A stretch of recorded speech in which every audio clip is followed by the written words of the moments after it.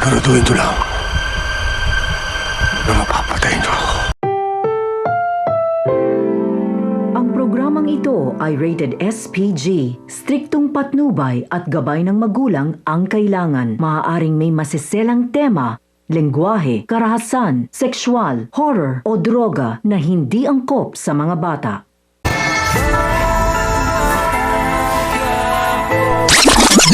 Magagawa na kayang patulan ni Tanggol ang matagal niyang pinagtitimpian dahil sa tatay niya nga itong si Rigor? Sa pag-uwi ni David ay makikita niya ang kanyang tatay Rigor na malalim ang iniisip. Agad niyang itatanong kung niloloko ba nito ang kanyang nanay Tess, kung kaya't magugulat si Rigor dahil sa mga tanungang ito ni David. Pakikiusapan naman ni Marsing si Rhoda kung pwede pa umanong humingi ng palugit, ngunit agad natatalak si Rhoda at sasabihin na iilitin niya na ang bahay nila Marsing pag hindi sila nakabayad. Kung kaya't malaking suliranin sa kanila kung saan nila kukunin ang ipambabayad kay Rhoda. Dagdagan pa, pag nalaman nilang tuluyan ang nawalan ng scholarship si Mokang, na siyang lalong mas pagpapatindi ng galit ni Mang Marsing kay Tanggol dahil sa ginawa nitong gulo sa eskwelahan ni Mokang. Pakikiusapan ni Tess si Tinding na bumalik na, ngunit sasabihin ni Tinding na hindi na siya babalik sa bahay ni Rigor dahil alam niyang araw-araw lang siyang babastusin ng magaling nitong asawa.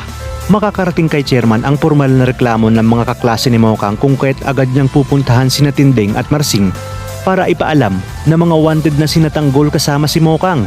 Dahil sa galit ay masasampal ni Marsing si Mokang. Maya-maya pa ay darating si Tanggol para pigilan si Mang Marsing. Sasalubungin ng malakas sa suntok ni na Edwin at Mang Marsing si Tanggol. To the rescue naman si Tinding upang pigilan si Marsing dahil wala umanong kasalanan si Tanggol at bakit hindi muna nito alamin kung ano ba talaga ang nangyari. Dahil sa bilis ng pangyayari ay agad namang makakarating kay Rigor ang nangyaring kaguluhan, kung kaya't kukunin niya na ang kanyang mahaba at galit na susugurin si Tanggol. Isasama ni Tanggol si Mokang dahil sigurado umano na pag naabutan sila ng kanyang tatay ay ikukulong din itong si Mokang dahil wanted na nga rin ito. Ngunit papaano na lang kaya pag nagpang-abot na si Rigor at Tanggol? Di na rin kaya makakapagpigil si Tanggol at magagawa niya ng labanan ang kanyang tatay dahil sa punong-puno na nga siya. Kaya naman mga kapamilya, kapit lang dahil marami pa tayong dapat pakaabangan. Ito lang sa bagong tinututukan ng sambayanan, ang FPJs Batang Quiapo.